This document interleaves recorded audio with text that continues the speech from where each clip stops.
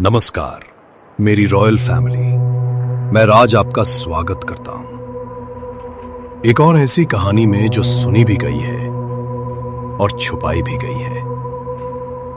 कहते हैं कुछ कहानियां वक्त से नहीं, खून के रिश्ते से दोहराई जाती हैं। आज की कहानी ऐसी ही एक लाल जोड़ी दुल्हन की है, जो सिर्फ एक दुल्हन नहीं। कहानी शुरू होती है उत्तर प्रदेश के एक छोटे कस्बे सोनपुर से। यहां एक मिडिल क्लास परिवार था, शर्मा परिवार। घर में एक ही बेटा था, अर्जुन शर्मा। सीधा सादा, शहर में नौकरी करने वाला, पर दिल गांव से जुड़ा हुआ। मां हमेशा कहती, अब बस तेरी शादी करवा दूं, फिर चैन की नींद लूंगी। और आखिरकार रिश्ता तय हुआ, पास के गांव की एक खूबसूरत लड़की प्रेरणा से। प्रेरणा बहुत शालीन, संस्कारी और शांत स्वभाव की थी। जब पहली बार अर्जुन ने उसे देखा, वो उस लाल जोड़ी में बिल्कुल किसी देवी जैसी लगी थी। लाल साड़ी, लाल चुनरी और माथे पर सुहाग की चमक। अर्जुन ने हंसते हुए कहा, मां, अब तो मुझे यही चाहिए, यही मेरी दुल्हन होगी। सब कुछ खुशियों से भरा था। सगाई हुई, तैयारियां शुरू हुई, पर किसी को नहीं पता था वो लाल जोड़ी जिसे प्रेरणा ने अपनी सगाई में पहना था, वही जोड़ी उसकी किस्मत बदलने वाली थी। शादी वाले दिन आसमान कुछ अजीब था। धूप के बावजूद हल्की धुंध तैर रही थी। बारात घर पहुंची, बैंड बाजा गूंज उठा और सब खुश थे। जब प्रेरणा मंडप में आई, वो उसी लाल जोड़ी में थी। लाल साड़ी, लाल घूंघट और हाथों में सोने की चूड़ियां। सब कुछ ठीक चल रहा था। मंत्रों की आवाज, पंडित का जाप, पर बीच में अचानक दिया बुझ गया। पंडित चौंका, ये अशुभ संकेत है। मां ने तुरंत दूसरा दिया जलाया, पर उसकी लौ कांप रही थी।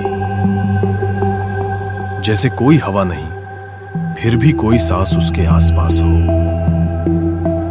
शादी पूरी हुई। अर्जुन और प्रेरणा अब पति पत्नी बन गए। रात को सबने मस्ती की, नाच गाना चला, लेकिन प्रेरणा के चेहरे पर हल्की थकान थी, जैसे किसी ने उसकी आत्मा से कुछ छीन लिया हो। रात के 12 बजे कमरा फूलों से सजा हुआ था। सुरभि, खुशबू और धीमी रोशनी। अर्जुन कमरे में आया, घूंघट में बैठी प्रेरणा को देखा। वो बस चुप थी, जैसे किसी गहरे विचार में खोई हो। अर्जुन ने मुस्कुराकर कहा, आज तो पूरी रानी लग रही हो, कुछ बोलोगी नहीं? घूंघट धीरे धीरे उठा। उसकी आंखें नीचे थीं, पर चेहरा अजीब था, जैसे वो मुस्कुरा रही हो पर आंखें नम हो। अर्जुन ने उसका हाथ पकड़ा, ठंडा, बिल्कुल बर्फ जैसा। क्या हुआ प्रेरणा, तबीयत ठीक है? वो बस बोली, अर्जुन, अगर मैं तुम्हें कहूं कि ये जो लाल जोड़ी तुम देख रहे हो कभी किसी और की थी तो? अर्जुन हंस पड़ा, किसी और की मतलब? वो बोली, वो जोड़ी जिसे मैंने पहना, वो एक मरी हुई दुल्हन की थी। कमरा एकदम सन्नाटे में डूब गया। फूलों की खुशबू एक पल में भारी हो गई और दिया फिर बुझ गया। अर्जुन का दिल जोरों से धड़कने लगा। क्या बकवास है ये प्रेरणा, किसकी जोड़ी है ये? वो धीमे स्वर में बोली, उस दुल्हन की जिसकी शादी इसी दिन, इसी मंडप में हो रही थी, पर वो आग में जलकर मर गई थी। अर्जुन ने घबराकर पीछे हटना चाहा, पर उसके पैर जमीन में जैसे जकड़ गए हों। घूंघट धीरे धीरे ऊपर उठा और जो चेहरा सामने था वो प्रेरणा का नहीं था। आंखें लाल थीं, होठों पर खून की लकीरें और आवाज, मैं लौटी हूं अपनी लाल जोड़ी लेने। जैसे ही अर्जुन ने प्रेरणा के चेहरे को देखा, उसका दिल रुक सा गया। वो लाल जोड़ी जो पहले सुहागरात में चमक रही थी, अब एक मृत आत्मा की आभा लिए खड़ी थी। अर्जुन ने धीरे से कहा, प्रेरणा, ये क्या हो रहा है? मैं समझ नहीं पा रहा। पर कमरे की हवा बदल चुकी थी। दीवारों की छाया लंबी और अजीब आकार की हो गई थी। कमरे में फूलों की खुशबू अब जला हुआ मांस और राख जैसी थी। अर्जुन ने महसूस किया जैसे कोई अनदेखी शक्ति उसके चारों तरफ घूम रही हो। तभी प्रेरणा की आवाज गूंजी, अर्जुन, तुमने मेरी आंखों में देखा। अब तुम्हारा भाग्य मेरा अधूरा सपना पूरा करेगा। अर्जुन के पैर फिसलने लगे। उसकी सांसें रुक सी गईं। वो समझ गया, ये कोई इंसानी बात नहीं है। ये वही लाल जोड़ी थी जिसने पहली शादी की रात को अपने लालचियों और धोखे की वजह से मौत देखी थी। अर्जुन ने खुद को संभाला और कमरे की चारों तरफ नजर दौड़ाई। सिर्फ अंधेरा और वही लाल जोड़ी थी।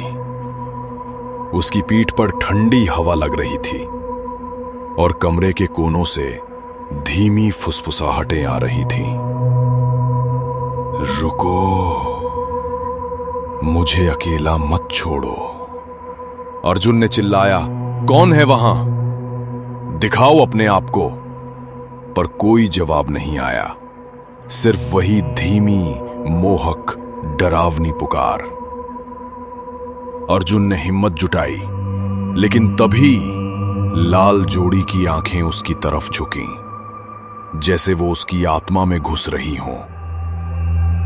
अर्जुन ने दरवाजा खोला और नीचे भागा, पर जैसे ही उसने कदम रखा, संपूर्ण घर में दीवारों से खून की धार बहने लगी। दीवारें, फर्श और फर्नीचर सब लाल हो गए। अर्जुन चिल्लाया, प्रेरणा, ये सब क्या है? तुम सही हो?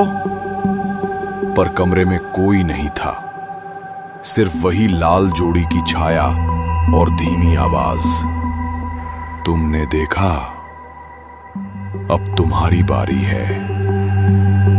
अर्जुन का दिल तेज धड़कने लगा। उसकी आंखें लाल हो गईं, सांसें थम गईं।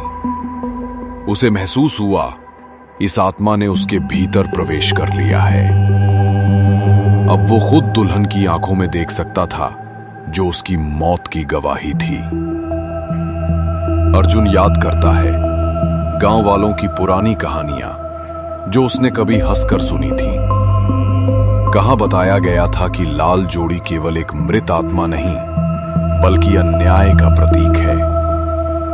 किसी ने कहा, जिसने उसकी आंखों में देखा वो जीवित नहीं रहता। अर्जुन अब समझ गया, ये सिर्फ कहानी नहीं, ये शुद्ध आत्मा का क्रोध है। अर्जुन ने सोचा, अगर यही सच है तो उसे मदद चाहिए। वो अपने गांव के बुजुर्ग तांत्रिक बाबा हरिराम के पास गया। बाबा ने कहा, अर्जुन बेटा, ये लाल जोड़ी की आत्मा केवल न्याय चाहती है। तुमने उसे देखा, इसलिए अब तुम्हें उसके श्राप का सामना करना पड़ेगा। लेकिन चिंता मत करो, अगर सही मंत्र और साधना की जाए तो उसकी आत्मा को शांति मिल सकती है। बाबा ने अर्जुन को कुछ मंत्र, लाल धागा और जल की शक्ति दी, पर कहा, ध्यान रहे, अगर डर आए तो तुम्हारा समय खत्म है। ये साधना केवल हिम्मत वालों के लिए है। अर्जुन ने सांस ली और तय किया, मैं डर नहीं मानूंगा। मैं इस आत्मा को न्याय दिलाकर शांत करूंगा। रात गहराई। अर्जुन अपने कमरे में लाल जोड़ी के सामने खड़ा। मोमबत्ती की लौ हल्की थी। आसमान में बादल घिरे थे। लाल जोड़ी धीरे धीरे कमरे के बीच में आ गई। उसकी आंखें अब पूरी तरह लाल और चमकदार थीं। तुमने मेरी आंखों में देखा, अब मुझे न्याय चाहिए। उसकी आवाज गूंज रही थी। अर्जुन ने मंत्र बोलना शुरू किया। लाल धागा उसके हाथ में था। जल उसकी ओर फेंका और धुएं की तरह उसकी सांसों में मिला। आधी रात तक यह संघर्ष चला। अर्जुन की हिम्मत बनाम लाल जोड़ी की शक्ति। हर बार जब वो चिल्लाती, रुको, मुझे अकेला मत छोड़ो, अर्जुन खुद को संभालता और मंत्र दोहराता रहा। रात का समय सबसे गहरा था। अर्जुन कमरे के बीच में खड़ा था, हाथ में लाल धागा और मंत्र बोलते हुए।